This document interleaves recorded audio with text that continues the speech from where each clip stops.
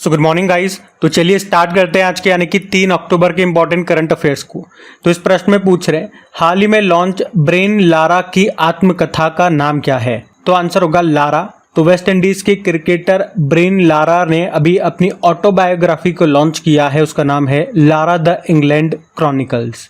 और याद रखना इन्होंने अपनी जो ये आत्मकथा है, ऑटोबायोग्राफी है, इसे फिल वॉकर के साथ मिलकर के लिखा है। तो बस इतना सा ही आपको ध्यान रखना है। पर यहाँ पे आपके लिए मेरे पास बहुत कुछ है, कुछ इंपॉर्टेंट ऑटोबायोग्राफीज जो हमारे करंट अफेयर्स में हमने पढ़ी है वो सारी एक साथ मैं आपको रिवाइज कराऊंगा आज। जैसे कि आपको पता है बिल गेट्स की ऑटोबायोग्राफी आई थी, उसका नाम है सोर्स कोड। आर अश्विन की आई थी, उसका नाम है आई हैव द स्ट्रीट्स अ कुट्टी क्रिकेट स्टोरी। और दिग्गज टेनिस प्लेयर हैं जयदीप मुखर्जी, उनकी आत्मकथा आई थी क्रॉस कोर्ट नाम से। महेंद्र सिंह धोनी ने प्रोफेसर के अब्दुल गफ्फार की आत्मकथा को लॉन्च किया था, अनजान साक्षी नाम है। तमिलनाडु के मुख्यमंत्री एम.के. स्टालिन की आत्मकथा आई थी, उसका नाम उंगलिल ओरुवन है।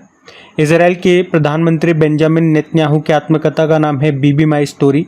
15वें वित्त आयोग के अध्यक्ष N.K. सिंह, नंद किशोर सिंह की ऑटोबायोग्राफी आई थी, उसका नाम है portraits of power. Sonu Sood की आई एम नो मसीहा। विश्वनाथन आनंद की है माइंड मास्टर।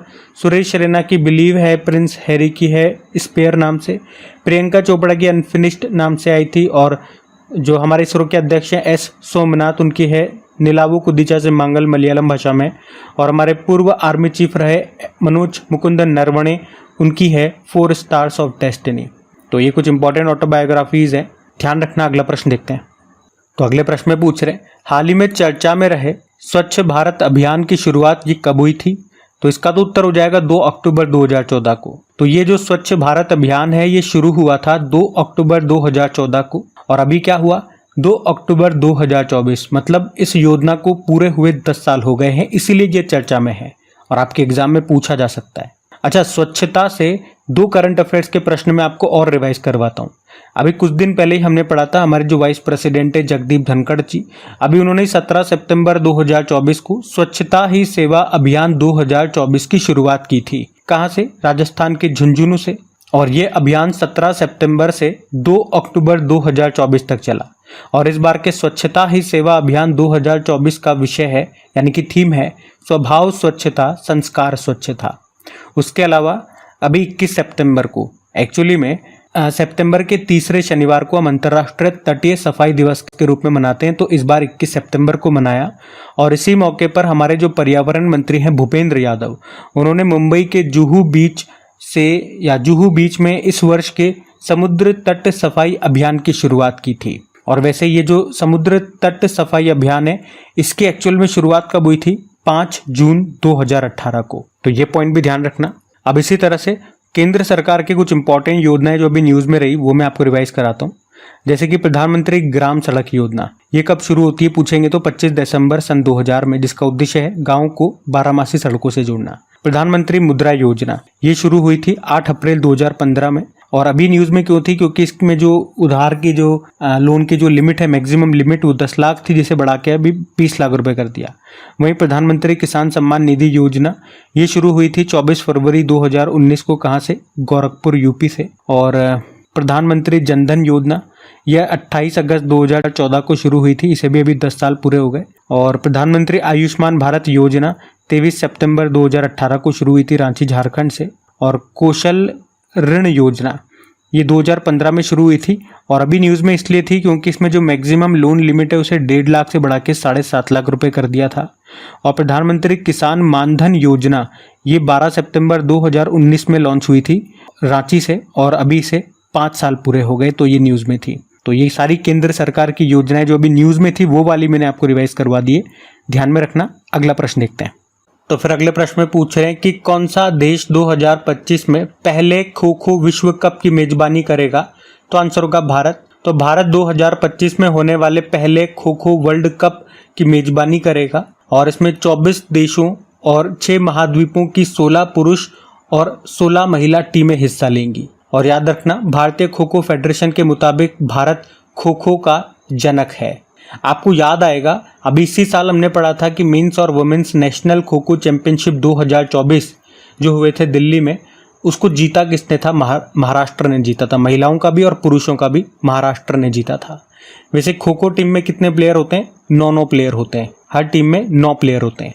तो फिर अगले प्रश्न में पूछ रहे हैं अभी, नाटो वर्ष 2025 में अपना उत्तरी भूमि कमान ये कहाँ पे स्थापित करेगा? तो आंसर होगा फिनलैंड में। तो याद रखेंगे, नाटो 2025 में फिनलैंड में अपना उत्तरी भूमि कमान स्थापित करेगा। और फिनलैंड में ही क्यों? क्योंकि आप मैप में देखो, फिनलैंड की सीमा ये रशिया से लगती है, तो रशिया पर नजर रखने के लिए ये अपना उत्तरी भूमि कमान यहाँ पे मतलब फिनलैंड में स्थापित करेगा। देखो, पहले हम नाटो की बात करते हैं। नॉर्थ अटलांटिक ट्रीटी ऑर्गेनाइजेशन स्थापना होती है 4 अप्रैल 1949 को। हेडक्वार्टर ब्रुसेल बेल्जियम में है। और अभी इसके नए सेक्रेटरी जनरल बन गए हैं मार्क रुटे, इनका नाम है। और इसका 32वां सदस्य देश बना था स्वीडन, उससे पहले 31वां बना था फिनलैंड। और इस साल नाटो ने स्टीड फास्ट डिफेंडर एक्सरसाइज का आयोजन भी किया था। और अभी जो नाटो समिट हुई थी, कहाँ पे हुई थी? वॉशिंगटन DC अमेरिका में हुई थी। बाकी फिनलैंड की भी अगर हम बात करते हैं तो ये रहा मैप में फिनलैंड। तो कैपिटल हेलसिंकी होती है। फिनलैंड को याद रखना झीलों का देश भी कहते हैं। करेंसी यूरो हो गई। प्रधानमंत्री है पेट्री ऑर्पो और प्रेसिडेंट है अलेक्जेंडर स्टब। अभी जो हैप्पीनेस रैंकिंग आई थी उसमें फिनलैंड टॉप पे था और भारत 126वें स्थान पे था, आपको याद होगा। तो ध्यान रखना। ये अगला प्रश्न देखते हैं। तो फिर अगले प्रश्न में पूछ रहे हैं अभी हाल ही में अपना अंतिम कोयला बिजली संयंत्र ये बंद करने वाला पहला G7 कंट्री कौन सा है? तो आंसर होगा इंग्लैंड। और G7 की बात करें तो आपको याद है पहले इसका नाम G8 हुआ करता था, फिर जब इसमें से रशिया हट गया तो इसका नाम G7 हो गया। और G7 में 7 देश कौन कौन से हैं? तो हमने इसको एक लाइन से याद करा था, गर्लफ्रेंड को जूस पिलाना है। तो G मतलब जर्मनी, F से फ्रांस, J से जापान, U से USA, I से इटली, C से कनाडा और E से हो गया इंग्लैंड। और आपको याद हो तो 2024 में G7 की बैठक कहाँ पे हुई थी? पुगलिया, इटली में हुई थी। और अभी इससे हम क्या न्यूज़ पढ़ रहे हैं कि इसका जो एक सदस्य देश है इंग्लैंड, इसने अपने आखिरी कोयला बिजली प्लांट को बंद कर दिया है। यहाँ पे कोयले से बिजली बनती थी, लेकिन ये आखिरी प्लांट था, उसको भी इसने बंद कर दिया। और आप यूं भी ध्यान रख सकते हो, ये जो इंग्लैंड है, यही विश्व का पहला देश बना था जब इसने दुनिया का पहला कोल आधारित पावर प्लांट शुरू किया था। कब? 1882 में। कोयला मुक्त ऊर्जा स्थापित करने का। अच्छा, वैसे भारत का टारगेट क्या है? शुद्ध शून्य कार्बन उत्सर्जन का, नेट जीरो कार्बन एमिशन का 2070 है।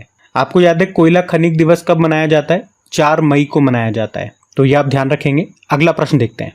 तो अगले प्रश्न में पूछ रहे हैं हाल ही में माँ दुर्गा अभियान ये कहाँ पे शुरू किया गया? तो आंसर होगा इसका महाराष्ट्र। और अभी हमारे जो लोकसभा अध्यक्ष हैं ओम बिरला, अभी उन्होंने ही महाराष्ट्र में ये माँ दुर्गा अभियान को शुरू किया है। तो इस अभियान के तहत महाराष्ट्र राज्य की महिलाओं को आत्मनिर्भर बनाने में मदद मिलेगी। मतलब लड़कियों को सुरक्षा और आपात स्थिति से निपटने के यहाँ पे स्किल सिखाए जाएंगे। बेटियों को सामर्थ्यवान बनाया जाएगा ताकि वो भी ज़रूरत पड़ने पर माँ दुर्गा के जैसे राक्षसों का संहार कर सके, वो भी इंसानी रूप में जो भेड़िए फिर रहे हैं उनको उनकी औकात याद दिला सके। तो ये है माँ दुर्गा अभियान, महाराष्ट्र में अभी शुरू हुआ है। अच्छा, महाराष्ट्र के बारे में अभी डिटेल में मैं आपको एक आध दिन पहले ही बता चुका हूँ। आज एक काम करता हूँ, 2024 की कुछ इंपॉर्टेंट योजनाएं मैं आपको रिवाइज करवाता हूँ। तो देखो, अगर पूछे महतारी वंदना योजना ये शुरू की थी छत्तीसगढ़ ने, लक्ष्मी भंडार योजना पश्चिम बंगाल ने, मुख्यमंत्री माझी लाड़की बहना योजना महाराष्ट्र ने, लाड़का भाऊ योजना महाराष्ट्र ने, लाडली बहना योजना मध्य प्रदेश ने, महिला सम्मान योजना दिल्ली ने, इंदिरा गांधी प्यारी बहना सुख सम्मान निधि योजना हिमाचल प्रदेश ने, मुख्यमंत्री बहन बेटी स्वावलंबन योजना, वैसे इसका नया नाम हो गया मुख्यमंत्री मैया योजना, मैया सम्मान योजना झारखंड ने शुरू किया, हर घर हर गृहिणी योजना को हरियाणा ने शुरू किया। तो ये 2024 की कुछ इंपॉर्टेंट योजनाएं। और इन योजनाओं की खास बात क्या है, ये सभी योजनाओं में आप देखोगे तो उस राज्यों के अपने अपने राज्यों की जो महिलाएं हैं, जो बेटियां हैं, इसमें उनको हर महीने वित्तीय सहायता दी जा रही है। तो इस तरह की ये योजनाएं मैंने एक साथ आपको रिवाइज कराई है, ध्यान में रखना। अगला प्रश्न देखते हैं। तो आपसे पूछ रहे हैं फिर अभी हाल ही में भारत में क्रूज पर्यटन को बढ़ावा देने के लिए क्रूज भारत मिशन ये कहाँ से शुरू किया गया? तो आंसर होगा मुंबई। अभी हमारे जो शिपिंग मंत्री हैं, कौन? सर्बानंदा सोनोवाल, अभी उन्होंने ही अभी 30 सितंबर 2024 को मुंबई में क्रूज भारत मिशन शुरू किया। अगर आपसे पूछे किस पर सवार होकर के उन्होंने ये शुरू किया, तो क्रूज जहाज का नाम है एम्प्रेस, उस पर। उद्देश्य क्या है? भारत में क्रूज पर्यटन को बढ़ावा देना। और ये क्रूज मिशन जो है 1 अक्टूबर 2024 को शुरू हुआ, जो कि 31 मार्च 2029 तक 3 चरणों में लागू होगा। तो ये पॉइंट आप ध्यान में रखना। अच्छा, क्रूज से आपको याद आएगा, प्रधानमंत्री नरेंद्र मोदी ने दुनिया की सबसे लंबी रिवर क्रूज यात्रा को शुरू किया था, आपको याद होगा, और उसका नाम उस क्रूज का नाम गंगा विलास था। कहाँ से कहाँ तक चला था? उत्तर प्रदेश के वाराणसी से असम के डिब्रूगढ़ के बीच में चला था, जिसकी लगभग लंबाई है 3200 किलोमीटर। और मुंबई से याद आएगा, देश का सबसे लंबा सी ब्रिज ये मुंबई में शुरू हुआ है, जिसका नाम अटल सेतु है। लंबाई है 21.8 किलोमीटर। ये मुंबई और नवी मुंबई को जोड़ता है, तो ये ध्यान में रखना आप। अगला प्रश्न देखते हैं। तो अगले प्रश्न में क्या पूछ रहे हैं, अभी हाल ही में 2024 हुरुन इंडिया अंडर 35 की लिस्ट में टॉप पर कौन है? तो आंसर होगा अंकुश सचदेवा। तो अभी हुरुन इंडिया ने 35 वर्ष से कम उम्र के जो यंग एंटरप्रेन्योर्स हैं, युवा उद्यमी हैं, उनकी एक सूची जारी की है, और इसमें 150 लोगों को शामिल किया गया है, और इनमें से 7 महिलाएं हैं। और इस लिस्ट में सबसे युवा जो उद्यमी है, सबसे यंग एंटरप्रेन्योर है, उनका नाम अंकुश सचदेवा है। ये शेयरचैट के सह संस्थापक और सीईओ हैं। जो शेयरचैट एप्लीकेशन आता है वही इन्हीं का है। वहीं सबसे युवा महिला में बात करेंगे तो मुकेश अंबानी की बेटी ईशा अंबानी है। तो यहाँ पे हमने बात करी है 2024 के हुरुन इंडिया अंडर 35 के जो यंग एंटरप्रेन्योर हैं उनकी, तो ध्यान रखना। अगला देखते हैं। तो अगले प्रश्न में पूछ रहे हैं, हाल ही में टेस्ट क्रिकेट में 594 पारियों में सबसे तेज 27,000 रन पूरे करने वाले खिलाड़ी कौन बन गए? तो ये बन गए हैं विराट कोहली। विराट कोहली टेस्ट क्रिकेट में सबसे तेज 27,000 रन बनाने वाले ये खिलाड़ी बन गए हैं। कितनी पारियों में ऐसा किया इन्होंने? 594 पारियों में। और इस तरह से इन्होंने किनका रिकॉर्ड तोड़ दिया? सचिन तेंदुलकर का, जिन्होंने इसे पूरा करने में 623 पारियां खेली थी। तो विराट कोहली का नाम आपको याद रखना है। और सचिन से आपको याद होगा कि भारत रत्न पाने वाले एकमात्र खिलाड़ी सचिन तेंदुलकर हैं। वहीं मेजर ध्यानचंद खेल रत्न अवार्ड पाने वाले पहले क्रिकेटर भी सचिन तेंदुलकर हैं। तो इनका भी नाम ध्यान में रखना। अगला प्रश्न देखते हैं। तो अगला प्रश्न क्या है? अच्छा, अगले प्रश्न में हम आगे बढ़े उससे पहले मैं बता दूं, आज मैं आपको ज़्यादा रिवीजन नहीं करवा पा रहा हूं, क्योंकि आज मुझे कहीं जल्दी बाहर निकलना है। तो मेरे पास आज टाइम की थोड़ी कमी है। पहला मेरा ये था कि आज सेशन हम अपलोड नहीं करेंगे, या तो मैं शाम तक या रात तक अपलोड करता, लेकिन फिर मुझे लगा नहीं, टाइम पे सेशन तो अपलोड कर दो, बाकी जो एक्स्ट्रा फैक्ट्स वगैरह मैं आपको बताता हूँ वो न दे करके जो मेन कंटेंट है वो आपको प्रोवाइड करवा दूँ टाइम पे। इसीलिए आज मैं रिविजन पार्ट ज़्यादा नहीं रख रहा हूँ। होप आप लोग वैसे समझ गए होंगे, ये बात मैंने आपको लास्ट तक बताई। तो चलो ये लास्ट प्रश्न भी देखते हैं। अभी हाल ही में अंतर्राष्ट्रीय अहिंसा दिवस 2024 ये कब मनाया गया? तो ये 2 अक्टूबर को मनाते हैं। आपको पता है महात्मा गांधी जी की जयंती होती है, उनका जन्म हुआ था 2 अक्टूबर 1869 में पोरबंदर गुजरात में, इसीलिए 2 अक्टूबर को ये हम अहिंसा दिवस के रूप में मनाते हैं। और उनकी गोली मार करके हत्या की जाती है 30 जनवरी 1948 को, इसीलिए 30 जनवरी को शहीद दिवस के रूप में मनाते हैं। वैसे शहीद दिवस 23 मार्च को भी होता है, आपको याद होगा, 2 बार मनाते हैं। और महात्मा गांधी जी की बात करें, उन्हें राष्ट्रपिता किसने कहा था? सुभाष चंद्र बोस ने। और महात्मा की उपाधि रविंद्रनाथ टैगोर ने दी थी। वैसे 2 अक्टूबर को एक और महान हस्ती की जयंती होती है, लाल बहादुर शास्त्री जी की, उनकी भी जयंती होती है। वो हमारे दूसरे प्रधानमंत्री रहे थे और उन्होंने ही जय जवान जय किसान का नारा दिया था। भारत रत्न भी उन्हें मिल चुका है 1966 में, मरणोपरांत मिला था वैसे। और अभी तक 1 अक्टूबर को हमने 3 दिवस मनाए थे, हमने देखे थे। एक तो वृद्धजन दिवस मनाया, एक कॉफी डे और एक वेजिटेरियन डे। ये हमने कल ट्रिक से भी याद रख लिया था, तो तीनों याद रखने में आसानी रहेगी आपको। तो आज का सेशन यहीं पे समाप्त करते हैं। वैसे आज मैंने आपको कुछ रिवीजन करवाया नहीं है, जैसा मैं हमेशा करवाता हूँ। फिर भी बताइएगा कमेंट करके कि सेशन कैसा लगा, क्योंकि मेरी आदत है पूछने की। और सेशन अच्छा लगे तो लाइक ज़रूर कीजिएगा, दोस्तों के साथ में एक बार शेयर ज़रूर कर देना। PDF आपको मिल जाती है अपने क्रिक एग्जाम चैनल का, जो टेलीग्राम चैनल है वहाँ पे, जिसका लिंक नीचे डिस्क्रिप्शन में आपको मिल जाएगा। तो चलो अभी कल के करंट अफेयर्स का क्विक रिवीजन करते हैं और सेशन एंड करते हैं।